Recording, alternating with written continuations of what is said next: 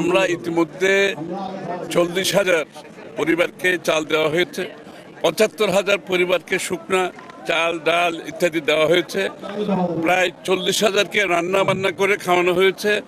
এই ধারা কিন্তু অব্যাহত আছে, এটা চলতে থাকবে। এরপরে পুনর্বাসন কার্যক্রম আরম্ভ হবে। যাদের বীজ দরকার, সার দরকার ইত্যাদি ইত্যাদি যা প্রয়োজনীয় পুনর্বাসন কাজ এরপরে শুরু হয়ে যাবে। এবং স্বাস্থ্য সেবা, যেখানে অসুখ বিসুখের একটা বন্যার পরে একটা সাধারণত দেখা যায় একটা প্রকোপ দেখা যায়, সেজন্য ওষুধ বিশুদ্ধ সব প্রস্তুত আছে। কোনো রোগ, কোনো সংক্রামক কোনো কিছু দেখা দিলে তার জন্য সরকার সম্পূর্ণভাবে প্রস্তুত আছে।